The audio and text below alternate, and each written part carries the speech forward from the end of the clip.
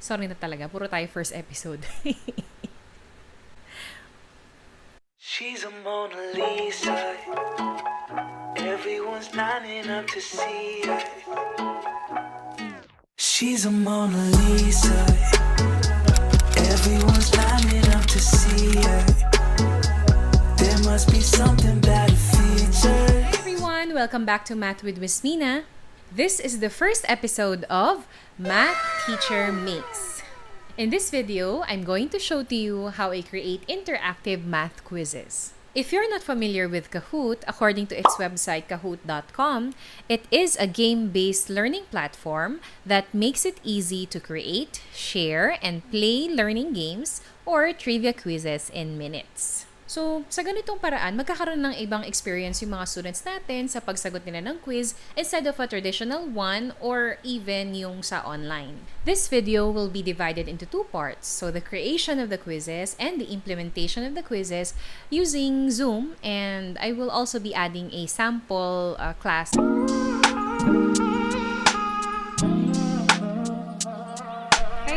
So the first step in making your Kahoot quizzes is by going to kahoot.com, and if you don't have an account yet, you need to sign in.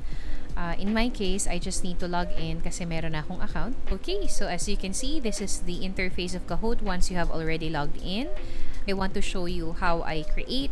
Okay, so first, click create here on the upper right of the screen, katabi ng picture ninyo. Okay, once you click create, you will see here, meron na mga available na mga for formative assessment. But for now, I'm going to create a new one. Okay, so the first thing is for us to put a title. So let's say, sample math test. Then, pwede ka maglagay ng description. This is a sample math test for math with Miss Mina. So, save to my Kahoots. Alright. So, pwede ka rin maglagay ng cover image if you like para mas cute. So, change. Pwede ka mag-upload ng image. Okay. Logo here. Okay.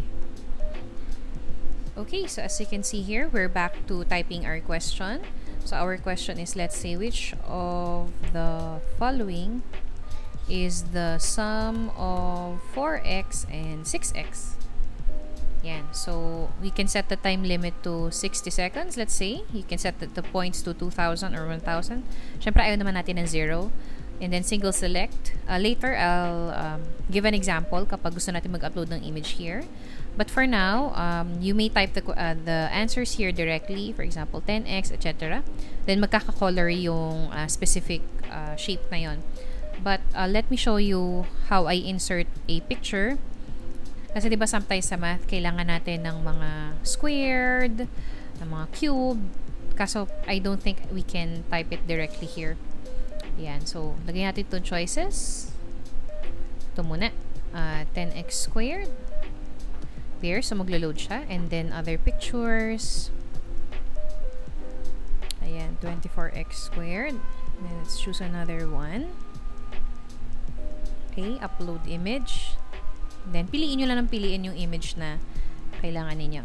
Ayan. And then the last picture. Ayan. And then the last picture. So, we have negative 2x. And papalit ko lang syempre yung ibang items. So, should the following is the sum of 4x and 6x. So, should the following is the sum of 4x and 6x. So, that's 10x. And nakikita nyo, nagsisignal si Kahoot na indicate mo yung correct answer by clicking on the correct circle. So, ito. Yan. So, mag-green siya. And that would indicate that that is the right answer. Okay, so that's the first question. Let's say you want to add a picture, but this time you can choose between quiz and true or false. So, since free mode lang tayo, ang meron lang tayo is yung multiple choice and your true or false. And I think, okay na yun, enough na yun. Let's have a true or false question. Okay, so again, you type your question. Let's say, the graph below is a function. Function. Yeah, so the graph below. So, syempre, mag-upload ka ng graph. We upload the image. There. And then, I prepare this graph through Desmos. I just got a screenshot of it. There. So, it has already uploaded. Yan yung lalabas. And then, again, you set the correct answer to true or false. So, since true naman siya, it's a function. Then, you click on true. Yan, mag-green siya. Then you can set the time limit to as much as 240 seconds. Pwedeng 30 seconds lang. Ganyan. Okay, that's done. Let's say we want to add another question, another multiple choice type. Sabihin naman natin simplify. Let's say 9 plus 10 minus 1. So that will just be, let's say, 20. Okay, this is 21. Then let's say this is 30. Then let's write the final answer here. So that's 18. Now you set the time limit to, let's say, 90 seconds. Kunyari, habaan natin. And then you can also add one more question. Let's say true or false. Let's say nagkamali ka ng type. So you can click on delete there. So it will prompt you to, are you sure you want to delete this question? So delete lang. Okay, if you want to copy the question itself, then you may press duplicate. Yan. So once you're done, you may click done here on top. Then you may test this Kahoot using this, or you may want to play it now.